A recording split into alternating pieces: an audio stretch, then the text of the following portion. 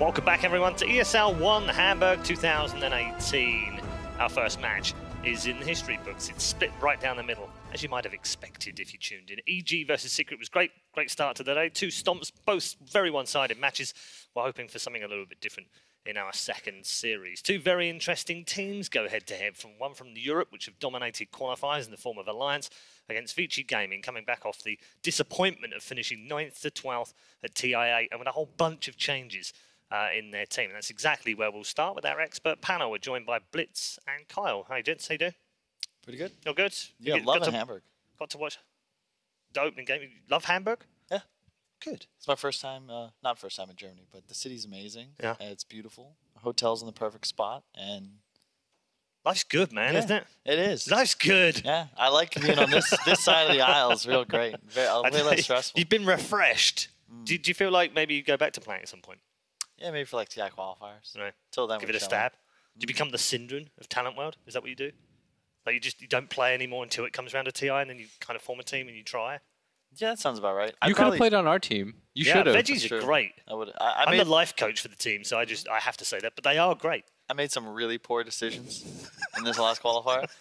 I've got 9 months or so to prepare this time. Okay. I'm gonna be a little smarter. Make better decisions.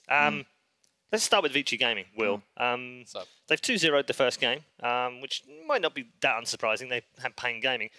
This is actually a very different lineup. It's only Ori and Paparazzi on this team that have been retained. They've made 4 changes in all, including changing the coach up, which is RO2K, has come over from Thunder to join VG, the main squad on VG. And they pulled off Yang and Fade, which we all know all about. And then a relatively new guy in DY. So it's been a bit of a harsh change for them, but probably a warranted one with the disappointment of TI. Yeah, for sure. I mean, some teams that do well at TI switch rosters. I've seen second place teams, first place teams immediately just like dump this all. Yep. If you have a disappointing result, it's probably going to change. I do like Fade a lot. I always make a lot of puns with this. You know, like when that there's like catches Fade. I like that. That's a good one. I always say that whenever I cast him. Very funny. Just a good player. You like it. Will's all about the memes, Kyle. Yeah. Give me something serious. Something serious? I think they built around the right players. I think that's something that is, you see the teams that stay on top, specifically in China, they build around the right players, Sure. LGD and maybe as a prime example.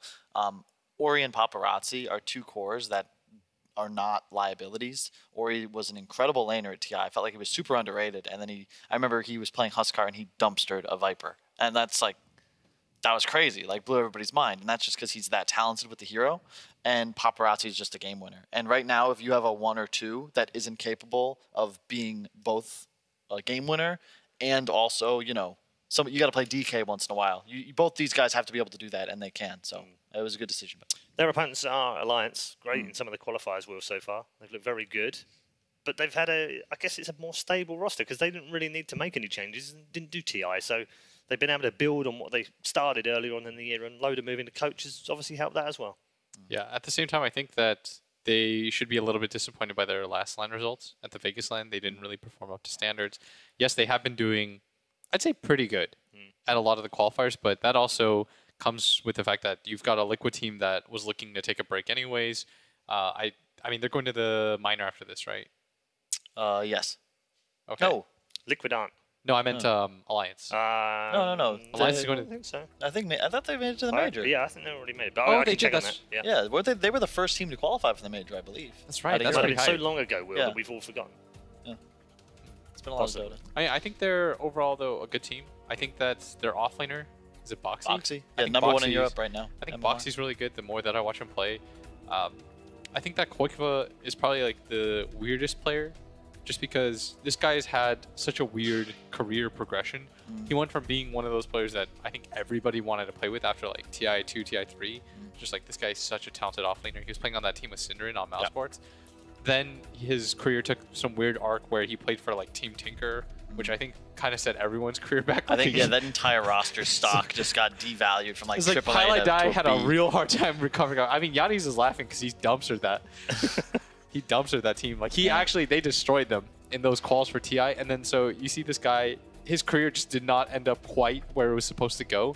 And now I think he's starting to level up. You think he's come back to the fore? Yeah. Well, it's hard because I felt like he had the sort of play style that when succeeding, he looks great. He was like this lone druid player. He's his carry Furion was very well known, but it was very farm heavy. Like the typical Koifa was a 0-0-0 score, but with no CS. And when your team loses, and that's the sort of impact you have on the game, you don't seem very, like, you have no impact on the game whatsoever. So your stock goes down. But I think he found the right niche with this group of Exxon players. They're like the third generation that came over to Dota. First was the Fnatic guys, Tal, No-Tail, the Stay Green, which is like me, Zach, Moon, and then now you have ViCi, Insania, and Mickey, who all played together in Han going back like years and years ago. Like, How good were they in Han? It's like it was the same with like Fnatic, right? Like they were beating everyone, they left. We were beating everyone, we left, and then they kind of took over. Mickey and ViCi specifically, though, were like those two players that always had that tier 1 potential. ViCi, I think, has he played all these skill shot heroes that no one else really knew how to utilize. Chipper, you know, for those of you at home who know what that is, and it was only guy that made the hero work. Yeah. It was reminiscent of like the same way Aoi kind of demanded respect bans back at TI5 because he played those niche heroes, the techies and the Naga, so well that you had to ban them. That was ViCi and Han. And I feel like in Dota, it complements the way they want to play very well because you have this super farm heavy player in Koifa. Mickey is like this incredible playmaker. I'd say like the European version is Sumail in some ways, but not quite at that level. And then ViCi is just very solid. They make incredible item decisions, but they're a very draft-focused team. If they lose the draft, they have a really hard time closing out games. Specifically, they need to be able to pressure towers. They played 82 games as a group, which is more than any of the other teams that are here that have played together because obviously they've been playing a little bit longer over the summer. We talked about the amount of experience in 7.19. Does it matter at this point? Is the meta so set? Do we know what it's all about? Do the players understand it fully? Does it make any difference about how much experience you have as a 5? I think it matters, but at the same time, the meta did shift enough. Like there are some heroes that, I mean, some heroes are better than others for sure, but there's still room for innovation, and I think people are still trying to figure out how you're supposed to draft.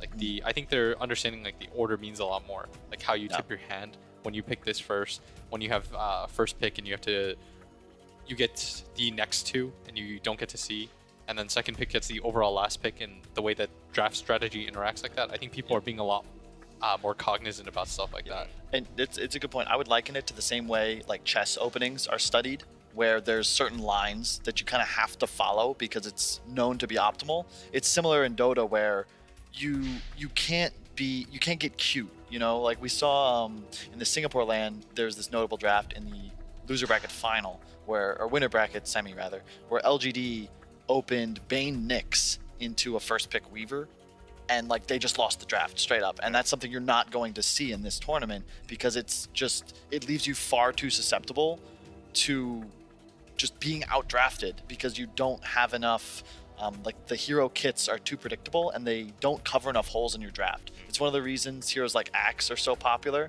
because you now have a BKB piercing disable, you have the ability to play as a core and a support, and you can skill your hero to win lanes in different ways, which is something that isn't really thought about, but it's becoming now studied and understood, where if you can't play into like a dual ranged pressure, you just go back lane. You can max battle hunger.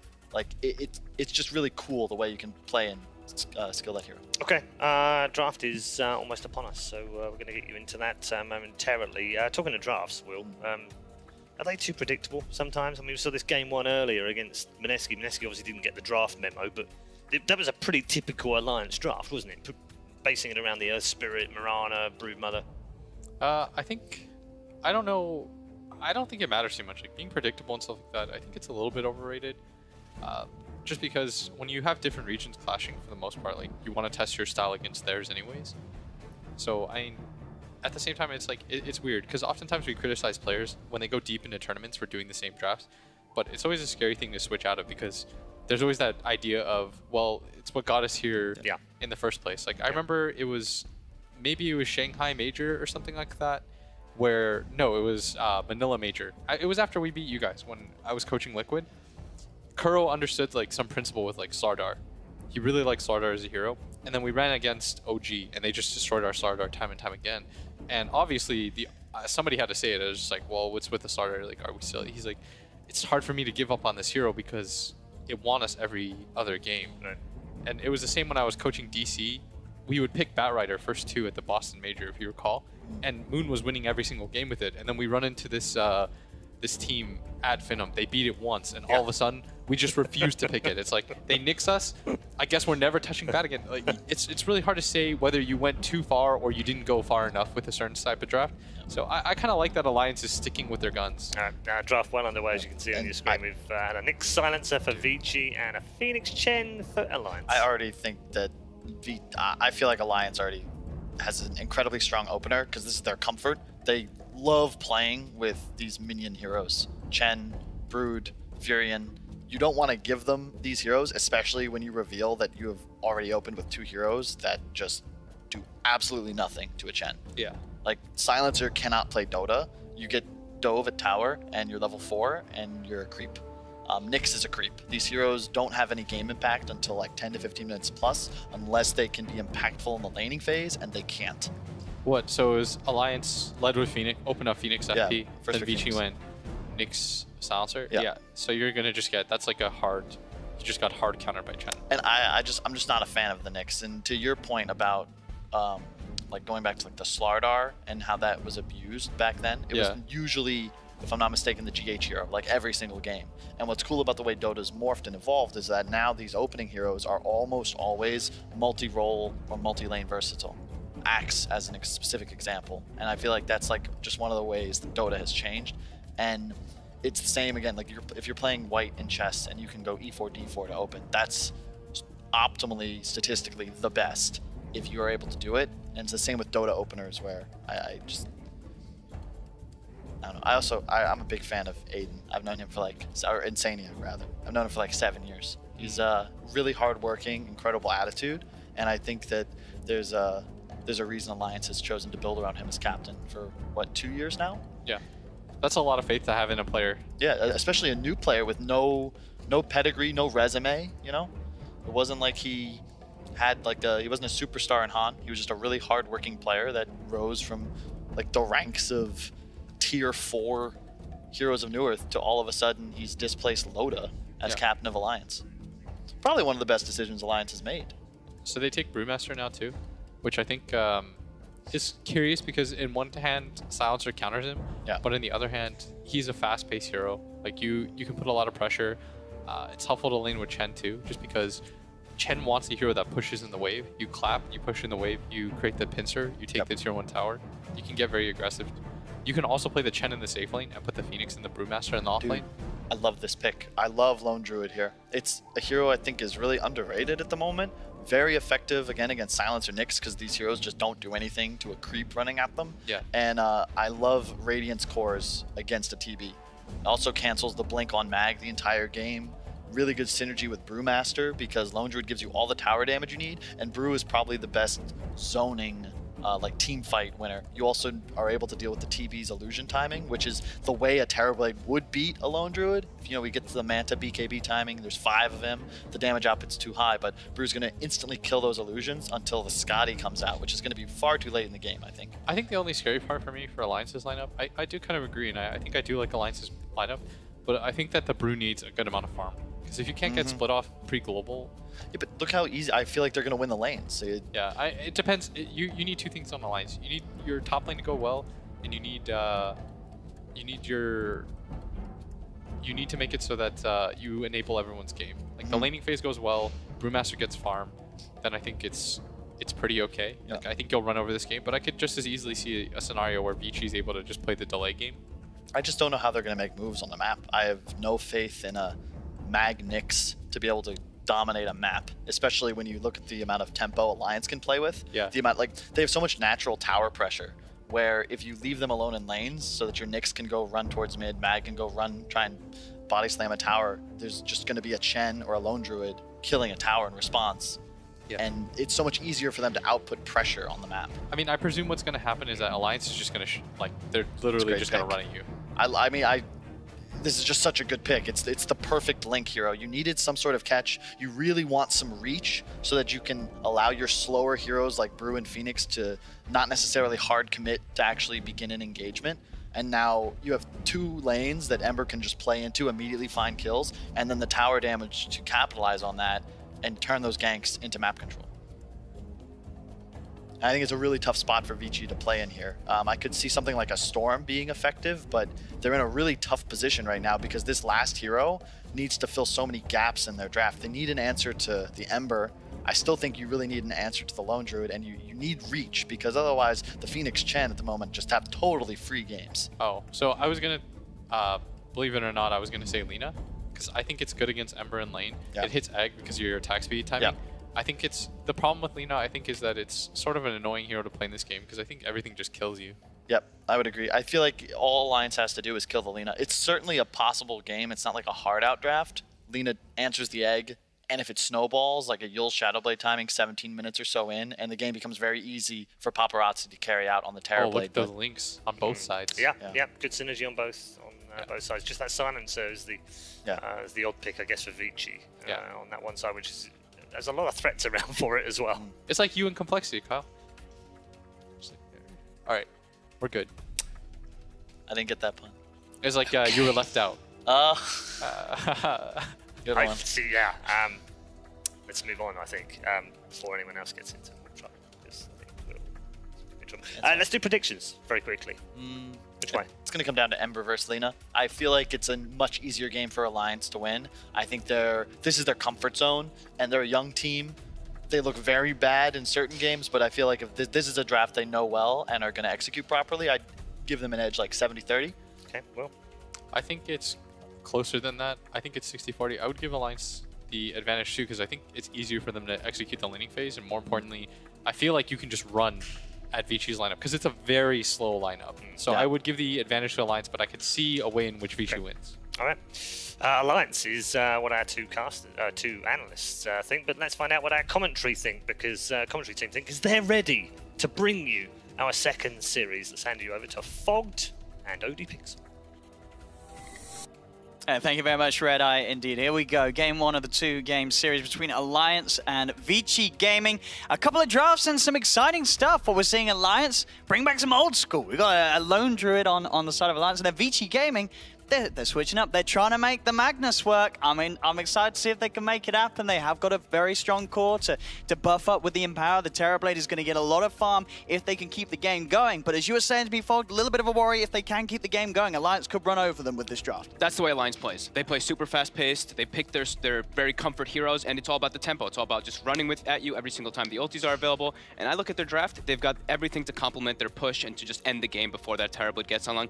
And then even so, they have an Ember Spirit in case things can, if things do go a little bit wrong, you've got him to at least have your backup versus the TB. He is versus a Silencer and Nyx, which can be okay to catch him, but the damage isn't really going to be there between those. So it's going to be interesting. I think Alliance have exactly what they want. I just cannot believe how many times Insania gets Phoenix. Every time I watch this team, this man's playing Phoenix. He's a bit of a boss on it? He is an absolute boss on Phoenix. So that's the man I'm going to be watching in this one. Some very, very good Phoenix players can certainly be expected. But you said there are definitely threats for it. You say the Nyx Assassin, the Silencer. Nyx and Silencer are very scary. But he's probably Phoenix. played against them all before. If you say he's playing it every single time that he can get it through, I'm sure he's used to sort of all the counters, so we should be ready to sort of see him react to that sort of stuff as we get ready for this one. Alliance versus ViCi Gaming. I believe both of these teams, their second series of the day. They've just come off the back of both being on other matches. So they're already warmed up. They're already ready to go head-to-head as they fight for some more points and positioning in these groups. ViCi's off to, ViCi is off to a great start. Spoiler, they did very well in their first opener. Not going to say how many games they won, but they did very well. No, you said spoiler. You can say now. All right, spoiler. They won both their first games. Alliance did go, I believe, 1-1 with Maneski. They did drop the game 2 against Maneski. They always seem to consistently get their drafts. They love their Chen, they love the Phoenix, they love Koikfa on this Lone Druid, and they box. Every single person is playing a signature hero that I'm seeing from the side of Alliance, and they're already going to begin the pressure right off the bat. I have not actually gotten a chance to see this, the young bloods of ViCi. No, just DY, bit of a new one for me. Yeah. You want to go? We'll call him a DY or die. I feel like maybe it depends on the situation we see him in. DY sounds pretty good. As Ori versus Koikfa in the mid, Koikfa on the Lone Druid. One of the, Koikfa very much one of those mid laners that has like these not a small hero pool, but there's a big sort of step up, isn't there? There's a few heroes that Koikfa is just outstanding on, and Lone Druid is one of them. Yeah.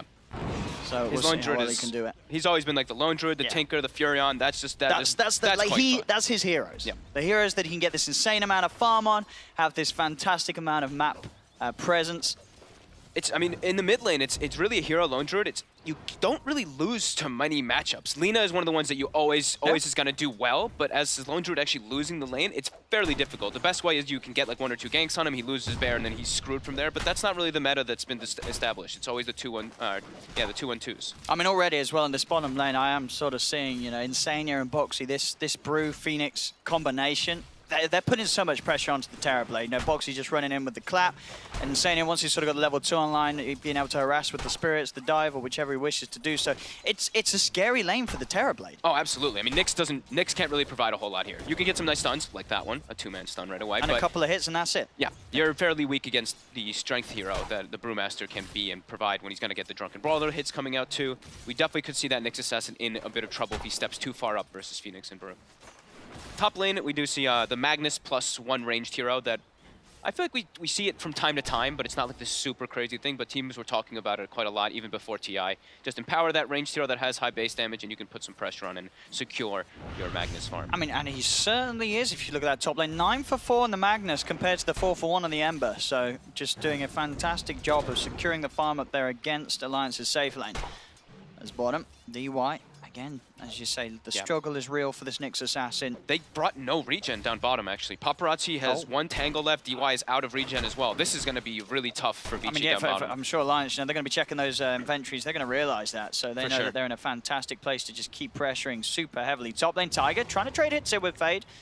Does have to back off. It is the level 2 silencer.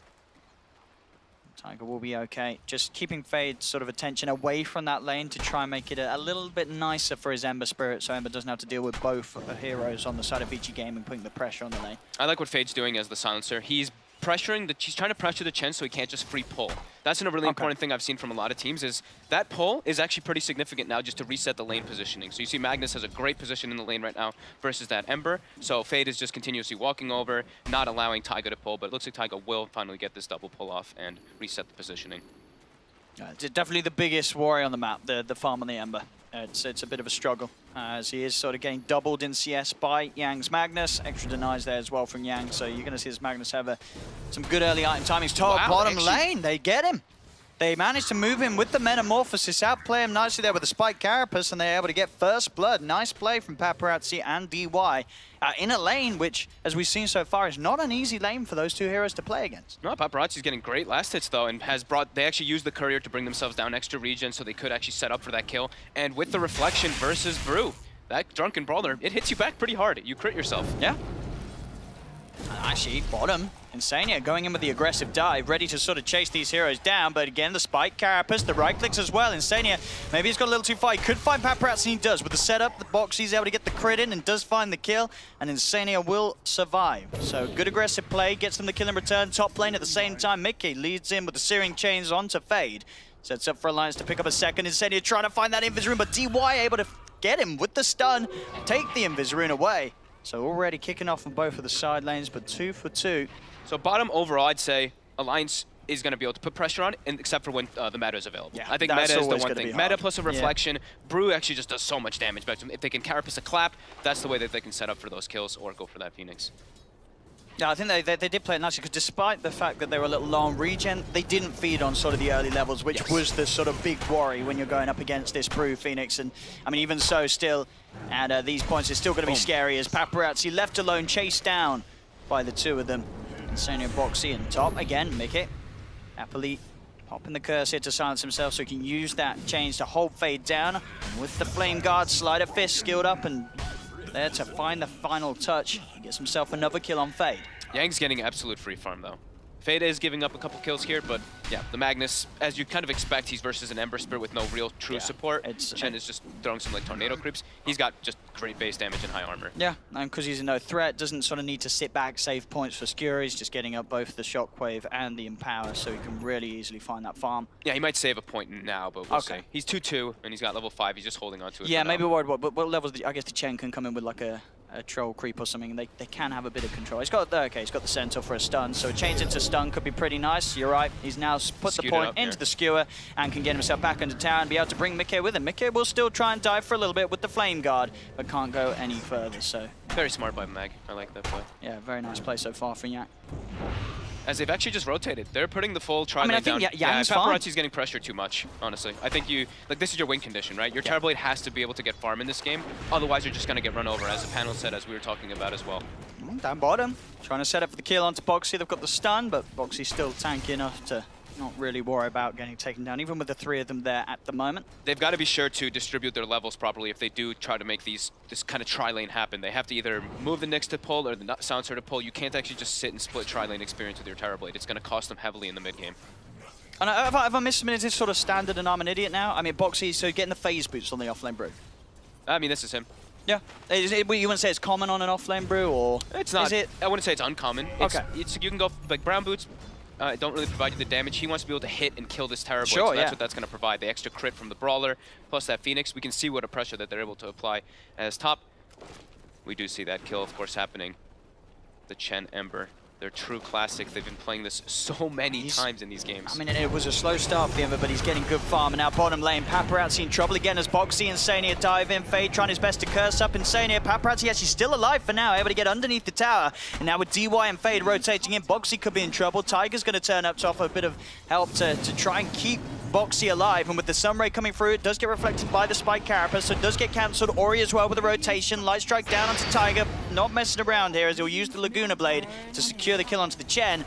But both Boxy and Insania are kept fine. This is going to open up the mid lane a little bit as Quaker, he was already doing very well in farm. As you can see, 50 CS, 18 denies, can now put pressure onto the tower with that movement from Ori. So sure, Ori, he gets the kill onto a support, but it's opening up this mid lane for Quaker to get so much done. Yeah, he has to rotate. He's only means level 6 he's lead in now. Has to walk all the way to base. And bottom lane, he's not going to be able to be here to save Paparazzi this time round as Boxy and Insania get in, take down Paparazzi. Yeah, actually, I really like the phase boots because you're not just a blink clap ulti at that point. Like, we're not at that point yet. He wants to just be crushing him in the lane, just keep putting the pressure on his. Quaker not only finding free farm, but finding kills handed to him as well as Fade comes a little too close to the lone Druid.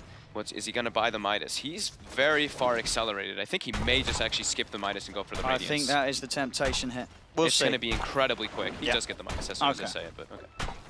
But yeah, sometimes that temptation's got to be there. Yeah. If you're doing as well as Quaker is, and he really is having a fantastic time in this middle lane. And bottom lane again, DY being chased down, holding on to the Spike Carapace, and Insania does still get it procced on himself, but it doesn't matter as they'll be able to follow through, get the kill anyway.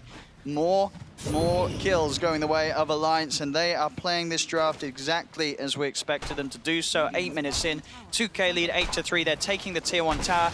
Everything's going to plan for Alliance. The thing is that they can do these moves and they can just pressure the safe lane so hard because Mika is not at risk of dying. Neither is the mid lane. He's level 7. He's got the remnants ready. The heroes that they have. It's like Nyx and Silencer. I think Kyle was mentioning it too on the panel. Nyx and Silencer, once you hit like past laning phase, once you get like your levels going, then you're pretty threatening. But in laning phase, it's pretty hard to just go to a lane and set up a kill with these heroes. You'd have to bring both, not just one. It's definitely looking a bit problematic already for ViCi as it's a 3K gold lead, and Alliance is not slowing down. No, they have their brew split. Well. They're ready to just put the pressure. We see the more mangoes be delivered for Boxy. He is constantly ready to put pressure on and just take these towers. They know where Paparazzi, he's by those Ancients. If they're able to get the wraparound and invade this area, Paparazzi, he's not going to feel safe anywhere on the map if Alliance get away with this kill as they come across, round by the Ancients. Indeed, they find Paparazzi popping the split. There's no way that Paparazzi gets himself out of this. Top lane, they do get the opening, sort of the triple stun, triple setup. They will find the kill. They have to use the RP for that. It's a lot to blow. Does get them the Ember Spirit, but they're losing their Terrorblade.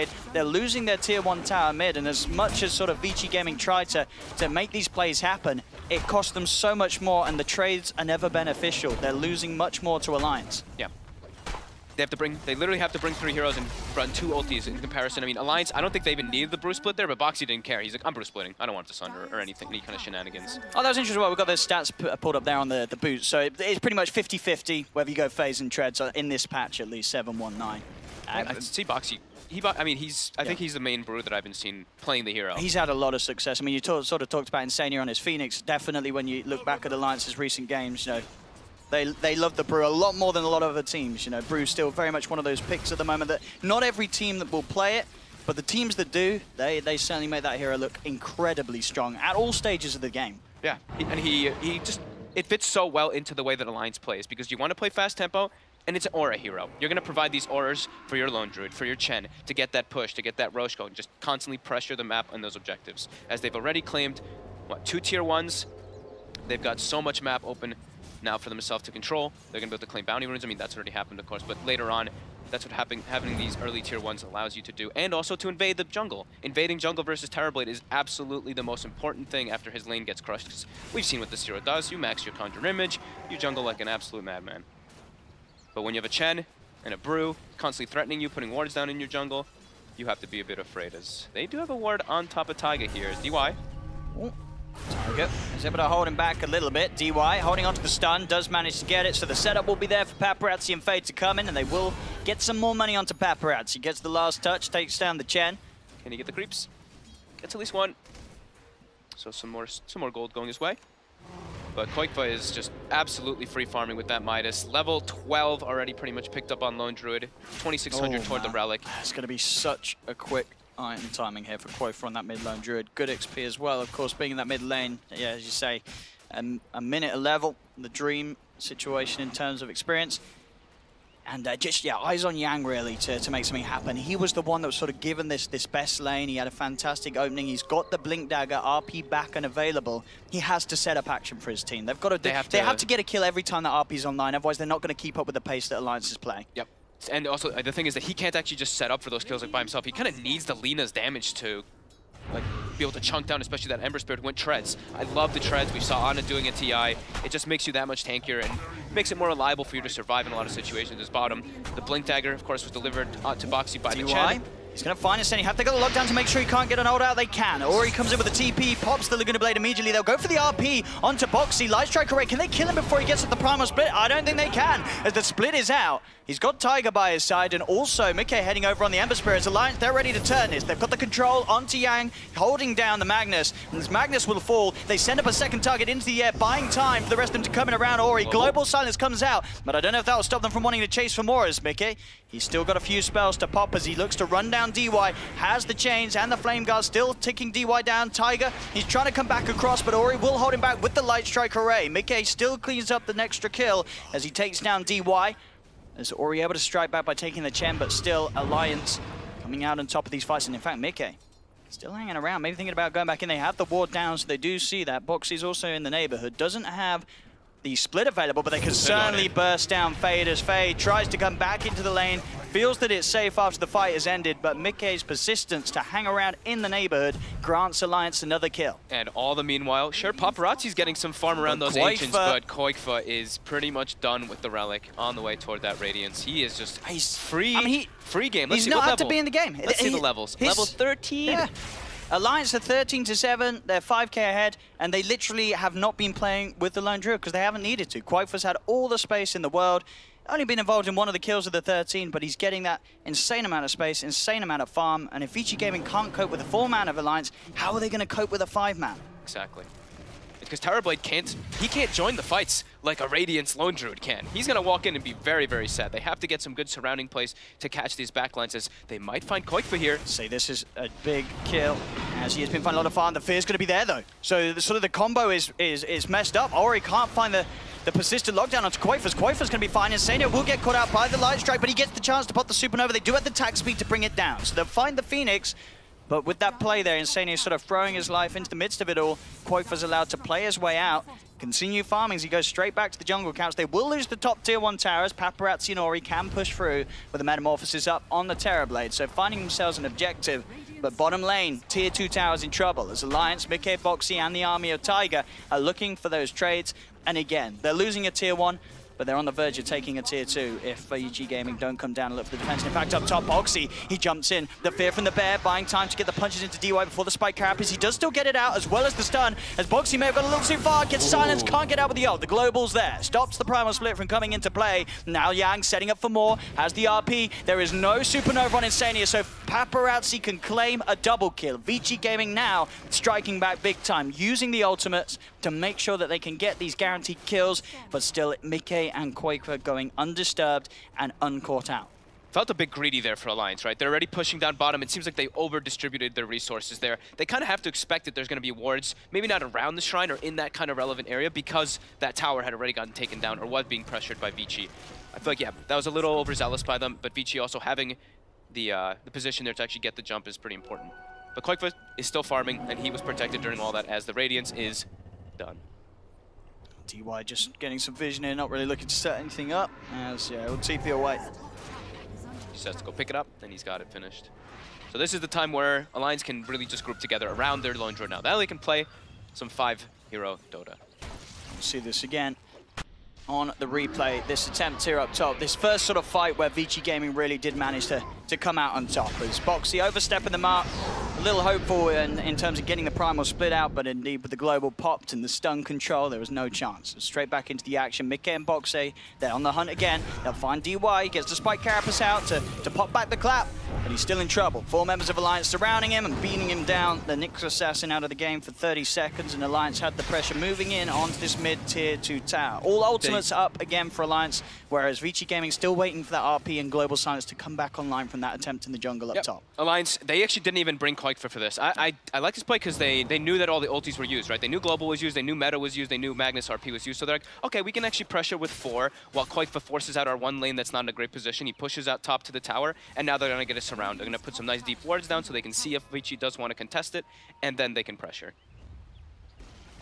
They're going to go for the smoke here, as, yeah, RP and Global Silence, they are about to now come back online. They have to find a huge catch with this. They've got eyes on Koikva. They'll go for it. They'll blow the RP for that. It's a good way to start. Global coming out as well. Catches Boxy after he blinked in, so perfect. Perfect setup there from ViCi Gaming as they bait Alliance in to look to come for that fight and try and protect Koikva, when in all reality, when Koikva sort of gets skewered under a tier 2, you're best to just let him die back off, as the rest of Alliance will get out, but Boxy losing his life as he did sort of see an opportunity to turn the fight, but with the Global back online, there wasn't the chance to do so, as they were quick there, Fade, with that Global Silence. ViCi just moving a little bit faster than Alliance expected there, able to catch that out. They're still trying to fight. This is 3 versus 5 Alliance. They're going to see if they could do something. The best bet is to disengage and quick chains and a walk-off. They don't want to try and fight. Even with the ults down, they still have to be worried about the Terrorblade getting in position and a good amount of lockdown that we've seen ViCi Gaming have that can threaten a lot of Alliance's heroes, stopping them getting off these supernovas, these primal splits, a lot of things that can cause issues for Alliance when it comes to trying to get off these transformations in the thick of the fights. Yeah, Alliance needs to be able to get these splits off now. Like, Terrorblade's starting to catch back up. Once Paparazzi has BKB, he's a relevant force really to be inside of the actual big team fights that might occur. So we do see also Boxy has queued up the Aeon disc. So itemization, Kyle mentioned how Alliance is very good about that. He wants to be sure to have something to deal with that global so he can always get it off in the fights, and that should be enough. As we'll see here, outside of the base, just trying to get the push forward. Fade just trying to clear it out with the circuit, with the curse spam, but not enough to sort of keep the army of Alliance off the tier 2 towers. As this time Alliance will get away with this push. Again, sort of this minute and a half where they don't have to worry about the silence and the RP. This is the opportunity for Alliance's lineup to get a lot done across the map. And they're making the lines drawn back towards their own jungle, maybe seeing if they can catch out DY or Ori, as they know Ori is still around here. As Ori pretty alone. Doesn't look like they'll sweep around far enough to come and hunt him down. Ori might reveal himself as he looks to nuke up that top creep wave, and he does, so they know he's up here. And he'll just immediately TP out after flashing in the lane. As middle. Global Silence coming out there. RP as well, jump forward, but the Yule's dodge came through as Mickey, he's going to be fine. Juking the RP, and now ready to strike back as he chases down Yang with the remnants. The setup's there with the chains, and this, again, now this is a point where they managed to get the Global Silence out and the RP out, and they're coming out on top. They've only lost Boxy. Mickey still ready to fight, comes and gets the 2 of them there with the chain slight combo. There's going to be a buyback from Boxy as he knows this is the time for Alliance to go. This is the time for them to push. Without these 2 ults as a worry, but DY still, he's able to get the setup. He's managed to find Paparazzi a triple kill there with the stun. Boxy comes back in. Paparazzi tries to go for the Sunder, but he can't get it off because the Primal splits there in time. No Sunder for Paparazzi means that the Terrorblade's dead for 50. As Alliance, they are 2 members down, but they still have that pushing powerhouse of Koikva ready to go down the middle. There's no ultis available on ViCi. This is an amazing buyback from Boxy. He dies on the sidelines while his team is killing one of the Magnus. Straight back in. But he comes right back in, and now this is their timing. This is what we said. They want to be able to try to put a lot of pressure on with this tempo. They have a couple heroes respawning, and they're not everybody together, but look at the damage on the tower just from that few little moments. 3/4 of the way down just from that.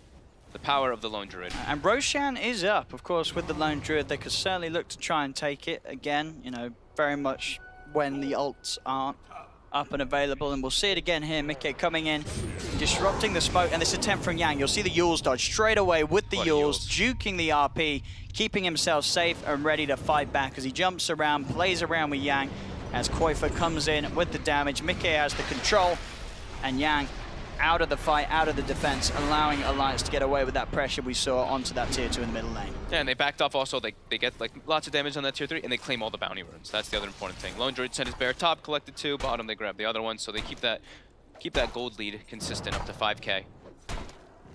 As we do have RP in about 5 seconds, global in about 10 for ViCi, so that's always what they want to be playing around. But the meta is down for about 45 more seconds, however. Paparazzi! He's changed team!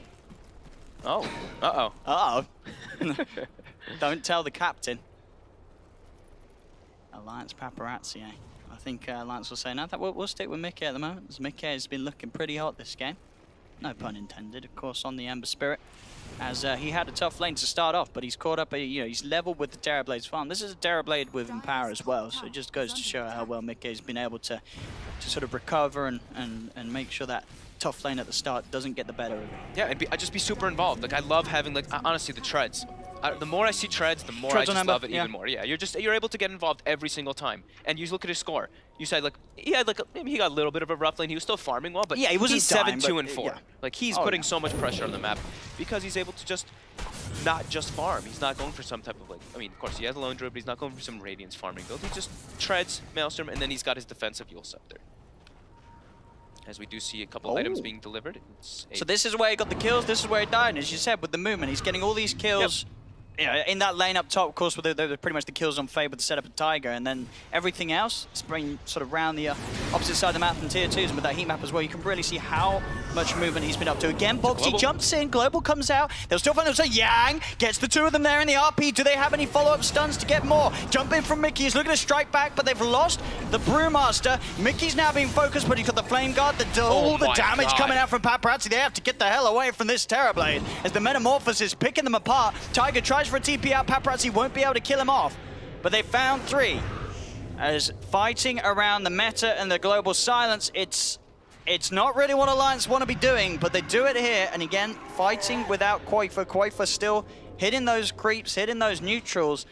You know, these fights aren't going to get any easier for Alliance if they keep doing this, running in when the global's up. As Boxy, I don't know if he can go for these jumps in, because every time he jumps in to initiate, there's going to be a global. He's never going to get out the primal split like this. Yeah, I mean, it's becoming really difficult because he's still looking for this on disc, but they don't have... They even tried to go for the ways to protect him, though, right? Insania went for a force staff, so he's like, okay, if you do get jumped after you try to get your primal, I can force you away and maybe you can get it up. But no, there's the constant follow-up, especially with the way ViCi's itemized. I mean, it was really nice play from DY, because it looked like that force staff was going to outplay him. You know, DY was looking for the stun, but he cancels the cast animation. He looks, waits until it comes out, and he's able to line it up perfectly. So nice play there from the Nixon to make sure that stun's there. But yeah, we've seen this at least 3 times now for Boxy. When he goes in, gets global. Mid lane, Alliance. Again, trying to fight. Whilst the global and RP aren't there, and they do get Yang with it. Searing chains into root, just constantly locked down, unable to do really anything there. But you can see Alliance's game plan. They don't want to stall this out. They keep wanting to put that pressure. They've got an AC now too. They've got mech. They've got all these tools to try to force the pressure. Boxy this time does get successful with the primal split. Just goes in, using it here to offer to the push. Sort of the extra disable to hold back VG's members from trying to defend this Rax in the middle lane. DY moving forward, just stunning, slowing down this push as much as he can. As the primal split starts to fall a little low, Boxy's still okay. They get the change. Can they burst down Paparazzi? No, the BKB's out, and he'll beat down the bear. 300 gold going the way of Paparazzi as ViCi Gaming will hold an Alliance retreat. Bounty rune spawn. Pretty decent timing there for Alliance after making everyone go back. They just want to keep putting that pressure on when they know the ultis are still cooling down. Now everything is back up for ViCi. I believe meta is up in about 10 seconds. And Alliance, they only have 1 bear in about 5 seconds too for Koifa. So this could be ViCi's go. However, they are under heavy warding since Alliance was putting that pressure on constantly. They're going to try to get some D wards down first and get their lanes out, but they could look to make plays. DY has Vendetta in about 4 seconds. And Lily has his Blink Dagger too on the next assassin. A couple of more successful team fights for ViCi Gaming and it will be complete. Or he's going for just straight DPS, dude. He went for the BKB Yule's defensive build, but now it's just straight Daedalus. With that Empower, I mean, empowered Lina and empowered Terrorblade in the backlines. A lot of damage. It really is. I mean, we've seen it already with these fights where Paparazzi's able to find himself in position to right-click the heroes of Alliance. They die very quickly if that metamorphosized Terrorblade gets his hands on them. So they had to find some sort of way of getting in, bursting Paparazzi, or sort of taking on the fight. And it's hard. With the BKB and Manta style, Paparazzi's getting closer and closer to sort of being this invincible machine in the center of the fights that you just can't take out straight away. He's going to get the chance to put that meta and really punch back. You've got to somehow sort of ideally bait it out of him, not take the fight, then come back in later when it's still on cooldown, and then you have the chance to sort of threaten him. But still at that point, in this sort of game when you have a Magnus, being in melee form ain't that bad. You're going to be empowered. Magnus can still find an RP. You're just going to walk in and cleave them to pieces. He's just got to keep his distance. That's the one thing is he does have to be a little bit careful about the summons. And I'm including Brewmaster in this because then if it's just all summons running at him with Brew Split and like the Lone Druid Bear running him, he doesn't have an opportunity to actually sunder anyone but a teammate. He does have to be careful with that. Okay. The setup with the chains, they've got their eyes onto Ori. Ori very speedy though, Boxy jumps in with a clap. BKB's gonna come out from Ori and Global Silence is gonna be there as well from Faye. Quick force to the side, they're trying to keep Boxy alive, but yeah! He's in! The 3-man RP, do they have to follow up stuns? They don't, they've already been used, so Insane he's able to get the Supernova out. BKB from Paparazzi with the Metamorphosis, he's allowed to focus down the egg. They get themselves both of the kills. There's Alliance still poking around a little bit, but this is 3 versus 5. He goes in, he goes out. Quick jump and a disengage from Mickey, but Alliance, they have to get out of it now as ViCi Gaming, they're striking back, Chains holds down Yang, but the reflections there giving the vision of Tigers. Tiger Hillfall as well. More kills for Paparazzi, and it really does seem that Alliance, after a very strong opening to the game and hitting their timings, they took a few too many bad team fights, trying to fight, trying to initiate. You can sort of see the ups and downs where each time, you know, they sort of hang back, Alliance get control of the map, they're able to farm up upon Quickver, but then they look to take a team fight, and they just can't do it. The execution's not there. It's so hard for them to actually execute their team fight because their reliable thing is right. The Brewmaster has to be able to get split off, but he can't. He can't. He keeps his, there's a BKB popped by Ori, he uses him up, throws the stun underwards, and then they're two big team fights on Alliance. It's really, right, it's the Brew and it's the Phoenix. But they're unable to really play their suits. The Phoenix that just dies to Lina and Terrorblade. And Boxy's going in. But there's a stun. Do they have the damage to kill him up before the split with the skewer back disable? Ooh, they can't do it in time. Boxy's able to get... No, he is. He's dead. The last word. It looked like he had it, but indeed the last word damage at the end of the cast animation killed him before the split was successful. They do force a BKB charge out of Paparazzi, but now Quifer, he's in the middle of nowhere. He's come across. He's got no one by his side. Mickey, he's watching from the river. He says, sorry, mate, I got to leave you for dead.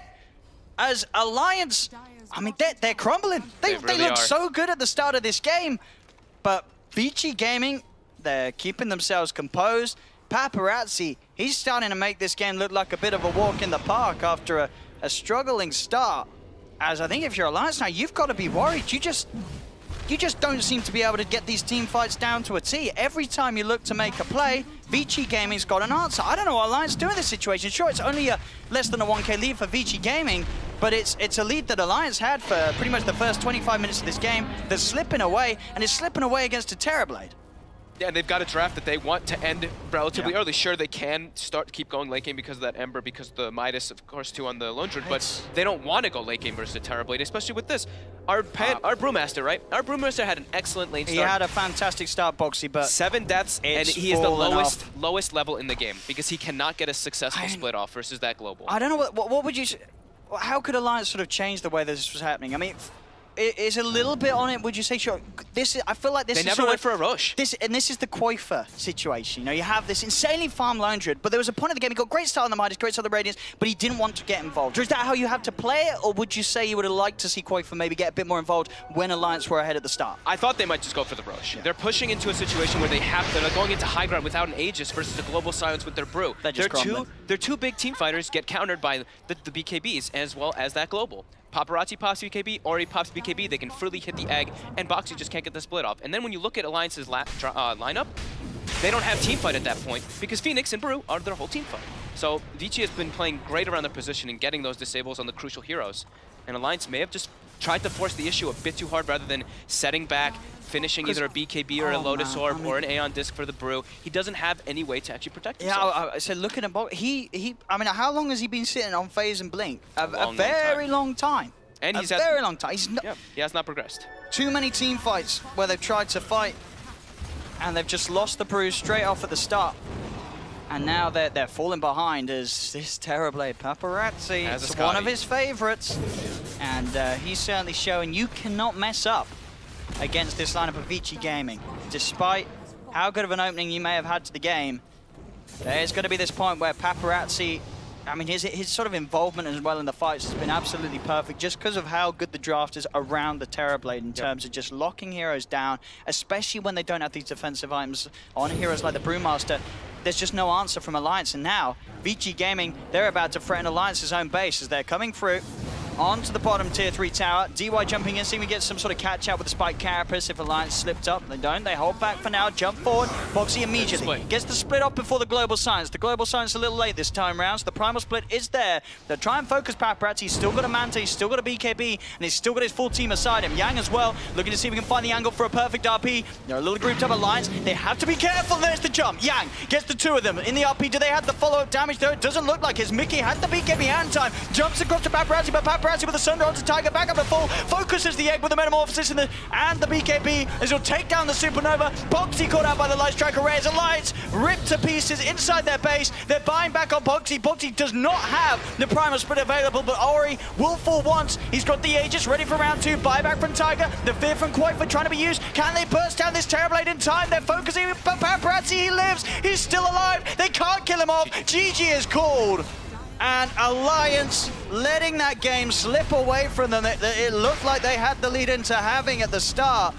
As ViCi Gaming, they've got Paparazzi ready to carry them to victory. And some nice plays as well from some of the newer players. As we said, DY, not a name I've heard from before, but he turned up on his Nyx Assassin this game.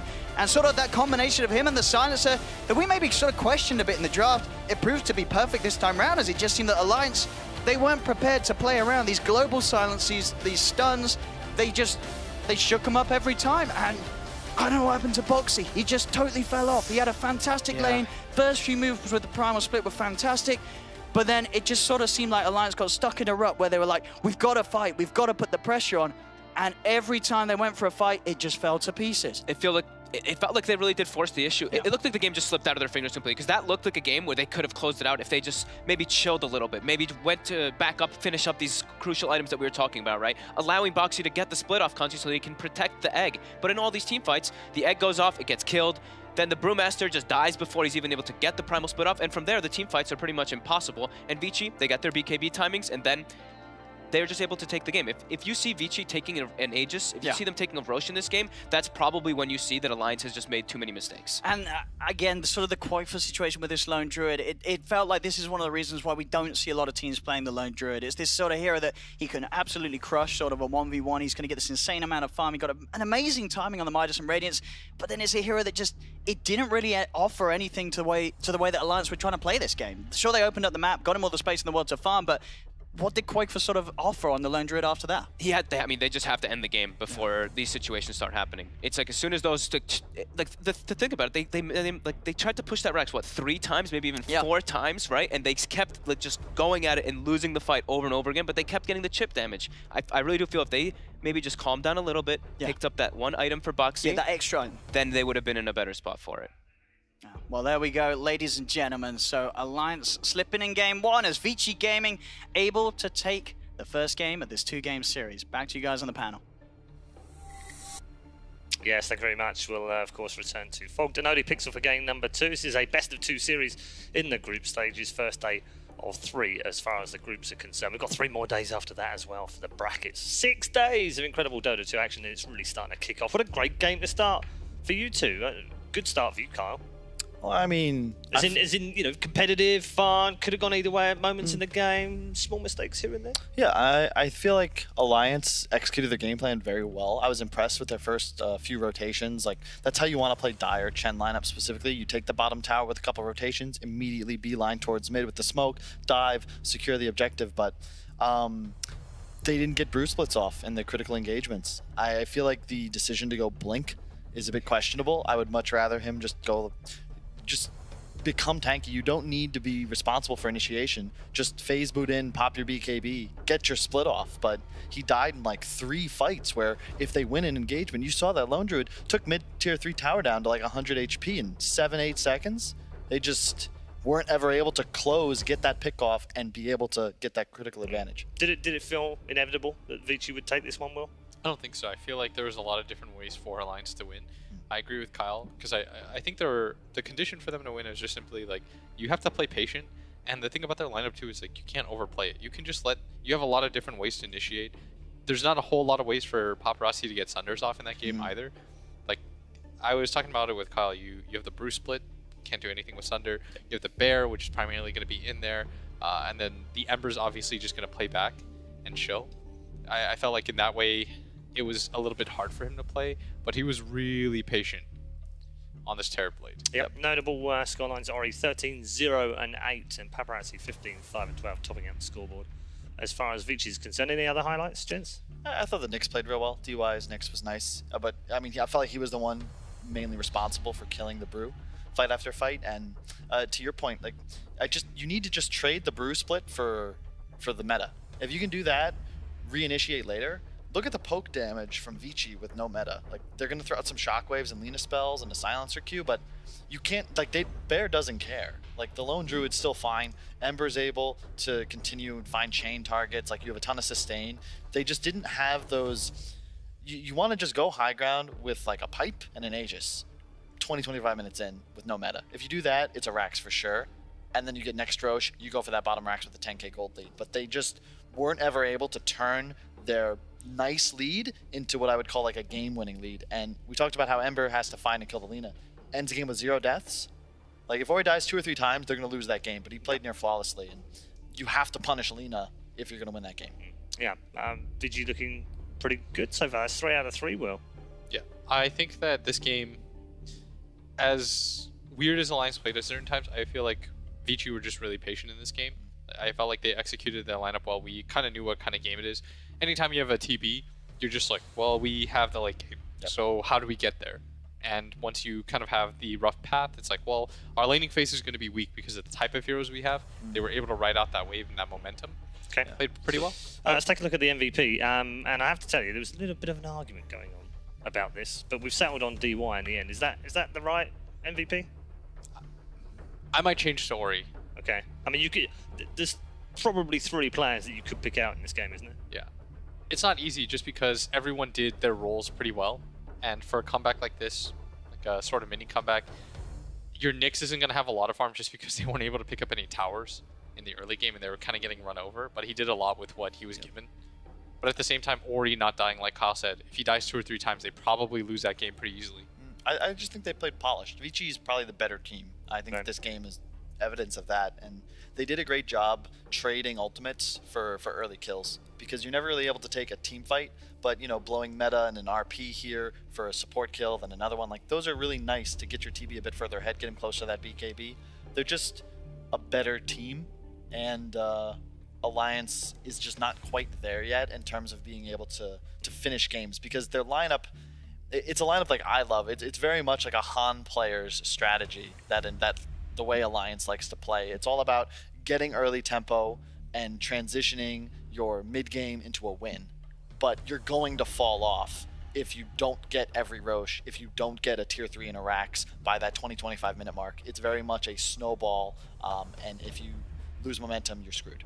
All right, good stuff. We're going to head to a break right now. Of course, don't go too far away because Game 2 has just come around the corner between these two, and a chance for Alliance to get back on the scoreboard again, pick up another point.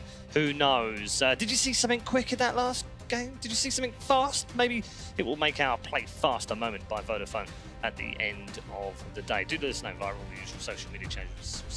particularly quick. Maybe it was Kyle's quick wit. Or maybe. Let's head to a break. We'll see you soon.